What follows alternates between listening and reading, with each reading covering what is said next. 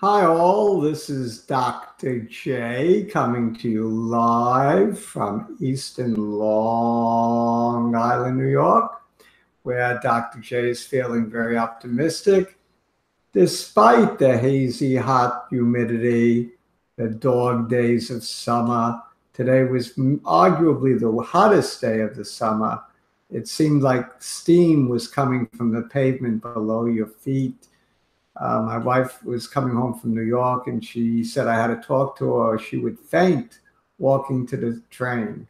So, it wasn't a good day in New York, but it was a good day for the New York Stock Exchange. It was a good day for the Dow as it inches forward to its new all time highs set in January. I have a feeling we're going to get there before the end of the summer, or at the very worst, at the end of September. So we're going to take a look at the chart of the Dow. I'll show you why I think we're heading to new all-time highs. And after that, my optimism becomes wild optimism. I think all three indices will take turns setting new all-time highs. We're going to see a fireworks display like July 4th at Macy's on the river. So I know I'm talking a lot of New York talk, and some of you that aren't in New York may never have seen the Macy's fireworks. That would be a treat. Come in on July 4th if you can. That's really worth seeing. All right, in any event, we're going to look at CVM, had another big move up today, and Geron, which gave back a little bit, I think, very little. So we'll take a look at these charts and see where we're going, in my opinion. Let's get to the video chart. Oh, by the way, you like the rally cap? It's rally caps on. All right, let's go to the videotapes. Don't forget to subscribe to the channel. That's important to Dr. J. And also to share the link. Okay, here we go. I'm sharing my screen. You can share the link. Okay, let's take a look at CVM first, then the Dow, then Geron, and just because I have them in that order. So CVM, I was very excited earlier on when I first pointed out the move that CVM made in like around 821. I think I started talking about it, or maybe even before then. So if you look back at the old vids, the old vlogs, you'll see that I pointed out the upside potential in CVM around August 21, I believe. And I saw this gap up, and I said in the very first video when I remarked about CVM that I think we're going to fill this gap. As soon as it breaks the high of the day on 627, buy, which I did. It broke 180 and I came in.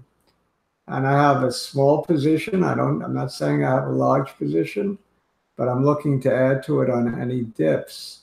I'm convinced that we will at least do a touch of this 278 resistance line. It was support, and now it's going to be resistance. But I think we will touch it, maybe fall back a little bit, maybe more than a little bit, maybe start trading in this channel, at least the upper half of it. But I think the general trend is up. And even if it follows this trend line up, we're going to do nicely over time. When would we actually make the touch? We would make the touch on September 18th if it just follows this trend, this lower trend line up. So that's not that far away to make 23 cents. That's not that bad. 23 cents is what, almost 10%. It's already made a tremendous move, don't get me wrong. Look, I mean, it's come from lows of 80 cents, 82 cents, all the way up to where it closed today, 256. That's tripled. Nothing wrong with a triple, a three-bagger. I think it has more legs to run, however. I like the fundamentals. I like the CEO, Gert Kirsten. At one point in time, I told you this in the previous video. I don't think Wall Street looked too favorably upon Gert, but I think that he has turned that impression around. I think the street now respects the man who has come up with not only LEAPS technology, but multi-kind. And it's not the LEAPS technology, which I remember back in the 10, 12 years ago with the bird flu scare, and that put CVM on the map. But it's not that that's in the forefront now. It's a multi-kind anti-tumor immunotherapy treatment for head and neck cancer, squamous cell head and neck cancer, that people are excited about. We're eagerly awaiting the data. I don't know exactly when it's going to come. Probably not for another few months, maybe not until 2019. It's worth waiting for. I don't think CVM is de-risked, but I do think that it will be on an upward, mainly upward trajectory until data. So that could put it at, easily put it at up here at, if it follows the upper trend line, by the end of September, it could be $3.50 a share. If it follows a lower trend line, by the end of September, you're looking at $3.02 a share. So I think somewhere between there, I think it'll get into this upper channel and leave this lower channel. But even if it stays in this lower channel, it could still have touches of the lower trend line along the way.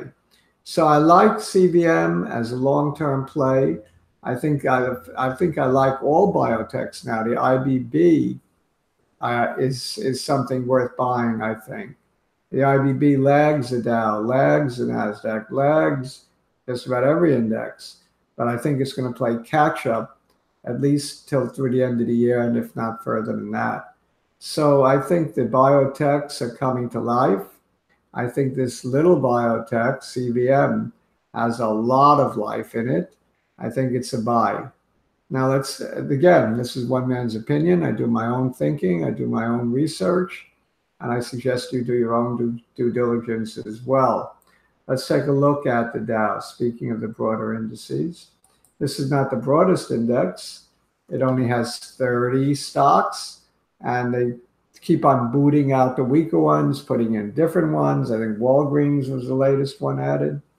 In any event, it's been the most sluggish. It still hasn't taken out the January highs, which the S&P did last week. The NASDAQ, of course, keeps making new highs. So I'm not going to look at the S&P or the NASDAQ. I just want to take a look at the Dow. The Dow is trending nicely between these two channels, these two trend lines. This trend line is the upper trend line, which I drew starting with the high after the Dow slumped. You're looking at this turnaround. I can't slide my mouse over. You're looking at this turnaround on 327, where it closed at a high of 24,446. So if you draw a trend line beginning here and going through several of these highs, and this important high, this was the May 14th high, and also another important high on May 21st. It's had a lot of touches, the upper trend line. It's a nice trend line. I think the Dow will probably take out 26,616 with a touch of its upper trend line. That's just my feeling. I think you're going to safely see the Dow between the lower and upper trend lines that I drew. I don't think you'll see it back here again, at least not for a very long time.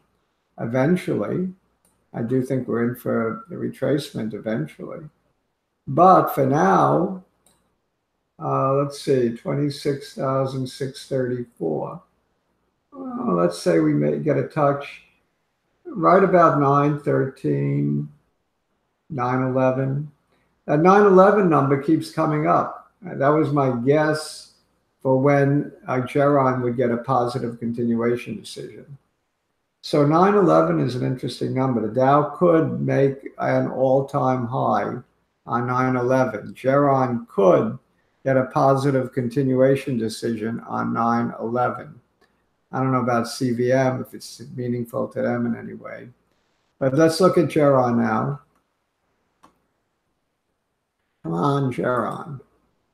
Okay, Geron has had a phenomenal run from a low of 313 to a high of 581 with a close today of 545. It looks to me like Geron wants to trade in this little pattern here until the continuation decision is announced, or better yet, a buyout is announced. I think it'll be a positive continuation decision. I'm hoping it will be. I think the market has factored in a positive continuation decision. So I don't expect a huge jump the day of the announcement, but I do expect a pretty big jump. The other day I mentioned that I differ a little bit with Out of Ignorance, who's saying $10. I think we get about a move to about $8, which is still a rather significant move. And then with further upside potential into the teens and maybe eventually bought out into the 30s. That could all play out, who knows, by end of year. These things can happen quickly. And if all goes well, if the drug is as good as we think it is, that's a very possible scenario. So let's say we get taken out. Let's say the continuation decision is 9.4. Maybe Geron is trading at 5, just about where it is now, 545. It would probably jump to about $8 a share. That would be my guess. And after that, I don't have enough room in my chart to project, but I would project move up to the teens, followed by a takeover that's maybe double the price that it's at before the takeover. So if it goes up to the high teens of 18, let's say, look for a takeout of 36. And that's very plausible, very, very plausible. All right, so that's my scenario with Geron. I'm not at all disturbed by giving back a few pennies. I really can't get too disturbed if it trades anywhere in this little triangle. Of course, I would love for it to break to the upside and show even greater strength. That would be indicative of some really good news. Well, I think we'll have to wait, though, for news for that to happen. So I'm going to stop the screen sharing at this point, ask you again to subscribe and share this video, put your comments. I love hearing from you. I love hearing from you both on StockTwits and on YouTube. I think the Geron StockTwits board is a lot of fun, especially when it's doing well. Adios, amigos. Ciao. See you all tomorrow. Bye.